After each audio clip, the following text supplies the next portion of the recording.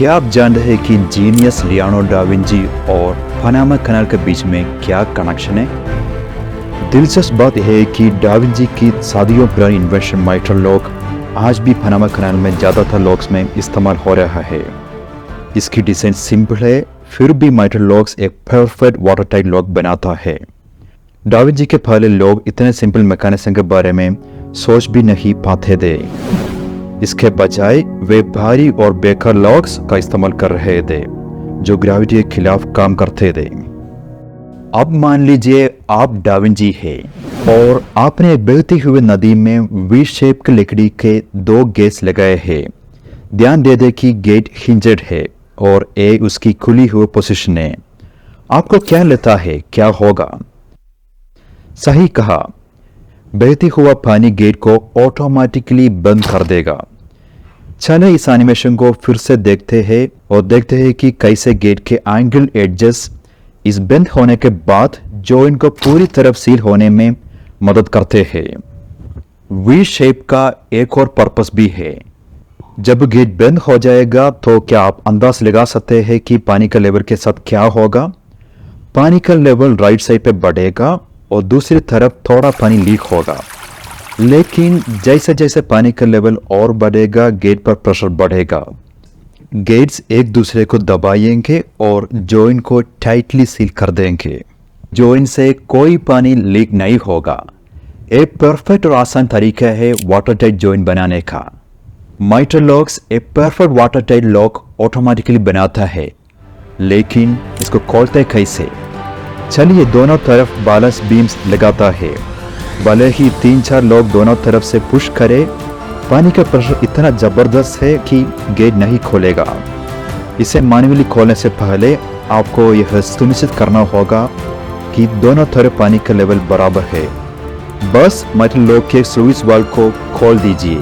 अब जब दोनों तरफ पानी का लेवल बराबर हो गया है तो सिर्फ एक ही व्यक्ति दोनों तरफ से आसानी से गेट को खोल सकता है। क्या आपने इस एक्सप्लेनेशन में कुछ अजीब नोटिस किया? ऑपरेटर स्लुइस वाल्व को कैसे खोल सकते हैं? ऑब्वियसली यह तरीका काफी खतरनाक है। यहां डा विंची का माइटर लॉक डिजाइन का ओरिजिनल ड्राइंग है। अगर आप उनके डायग्राम को ध्यान से स्टडी करें तो इस जीनियस का थॉट प्रोसेस को गहराई से समझ सकते हैं। जब इस डायग्राम को मॉडर्न 3D सॉफ्टवेयर की मदद से जीवन किया गया तो मैकेनिज्म कुछ ऐसा दिखता है।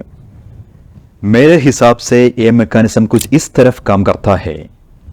यह है वो तरीका जिसे आप स्लुइस वाल्व को लॉक करते हैं।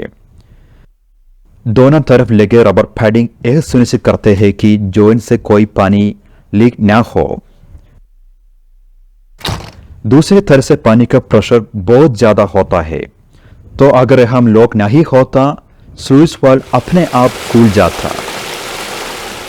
चलिए इस लीवर से एक रस्सी अटैच करते हैं जिसे कोई व्यक्ति दूर से इस लॉक को खींचकर खोल सकता है।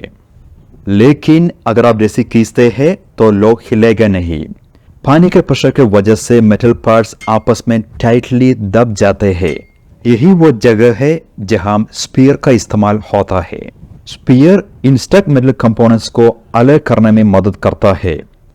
स्पीयर का एक एंड एक पुल्ली से जुड़ा होता है।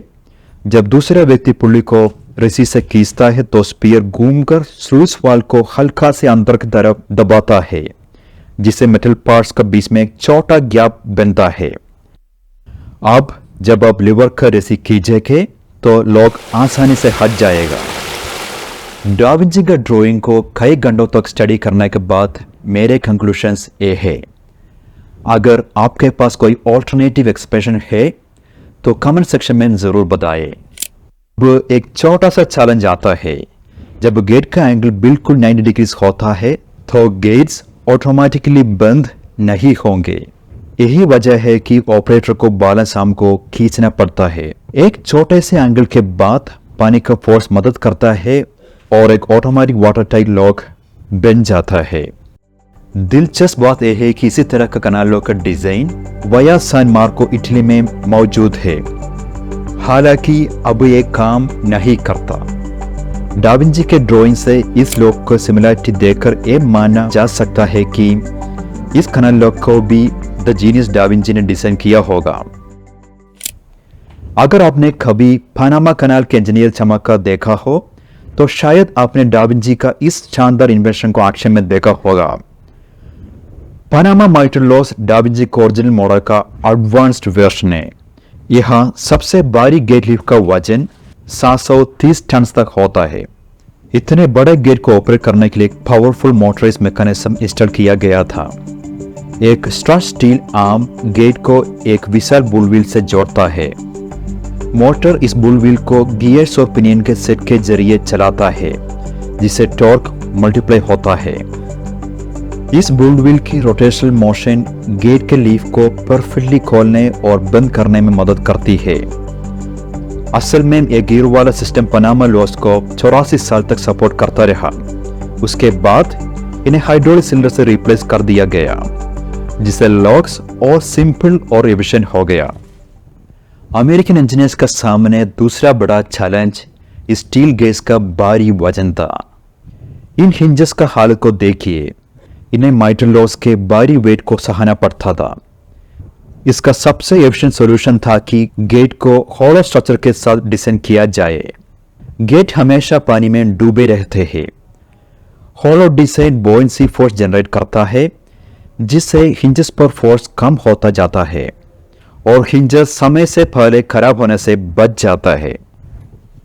माइट्रल गेट का एक डिजाइन गेट के बीच वाटर लीकेज को रोकने में सफल रहा, लेकिन जमीन और गेट के बीच लीकेज का क्या?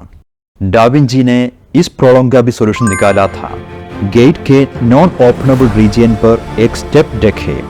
अब गेट के क्रॉस सेक्शन की मूवमेंट को ऑब्जर्व करें। उसी पानी का फोर्स के कारण गेट लगभग स्टेप को छूने में सक्षम हो जाता है और गेट के नीचे से होने वाला लीकेज नाक का बराबर हो जाता है। क्या आपने कभी नोटिस किया है कि पनामा कनाल के लॉक गेज के एडजस्ट इतने नैरो क्यों होते हैं? इसका कारण इस एग्जाम्पल से मिलता जुलता है। For the same force narrow किनारे पर प्रेशर मल्टीप्लाई हो जाता है।